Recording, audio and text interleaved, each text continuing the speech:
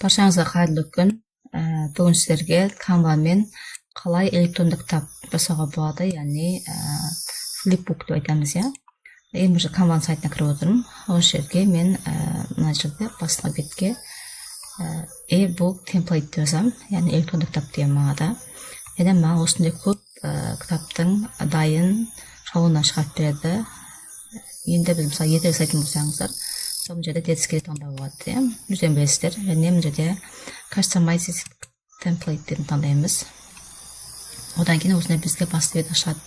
Енді мынаның барлығын өзгертуге болады. Мына жерде кетіріп тастап, өзіміздің ертегімізді жазып, мысалы атын жазып, мысалы алдар көрсетеді, иә, мысалы жазуға болады. Алдар көрсе, ертегісі деген сияқты. Өзіңіз қандай ертегі таңдап отырсыздар, соны жаза бересіздер. Енді шрифтін өтеміз, барлығым жерде тұр.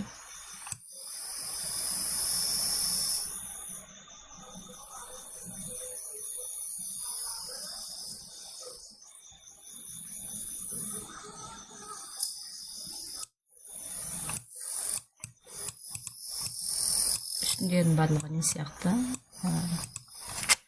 Word программа сияқты өте оңай. Жерде шрифті таңдап, өзіміз мысалы флипбук жасап көрейік.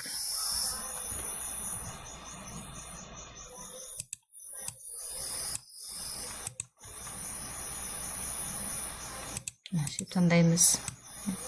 Мынандай кетіруге болады, яғни осылай жасай береміз. Енді кітап жасау үшін астындағы add page деген бар, соны басамыз. Осындай жерге басқа мысалы қоямыз, иә, ағылшынша біз дайындап қойып, соны қоя салайын.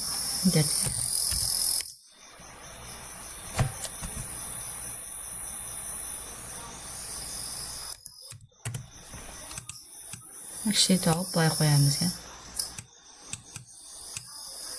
Осылай тағы да бір рет фото біріне қояйық.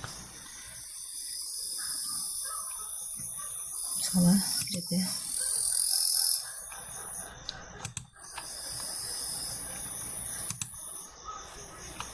кезегден бір қояйық.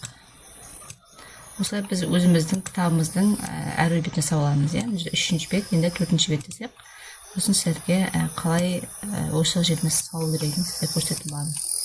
Мысалы, өздеріңіз заттарыңызды саласыздар, мына жерге мен просто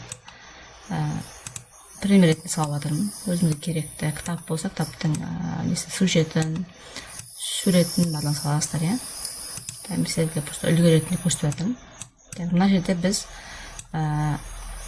төртінші бет, пейджден бет, төртінші бет, енді біз осыны 10-ға шейін толтырамыз.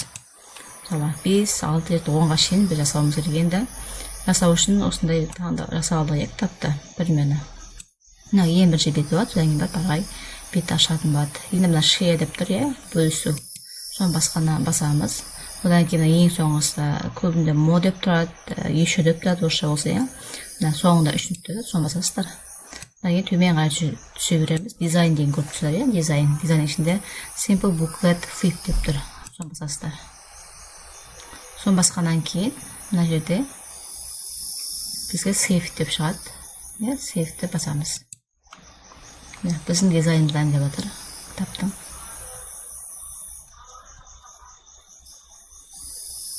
Енді мына view деп қараймыз.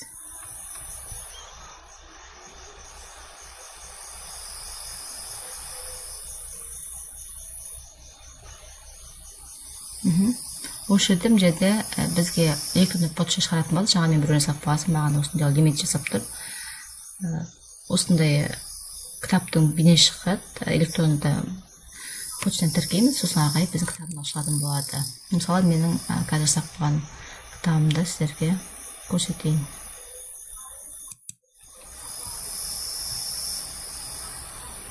Осындай мен ертегі салған болатын. Осылай істегенде бізге ашылатын болады. Барлығы арнайы шаблон, тек мен комиксті қолдансадым, ағылшынша ертегі жасадым. Сол комиксті үштеп ашылатын кітап жасауға болады. Бұны сіз Canva-дан шықпай-ақ, басқа тіл ішіне бармай-ақ жасай бересіздер. Бір несі, осы ішіне жасай беруге болады.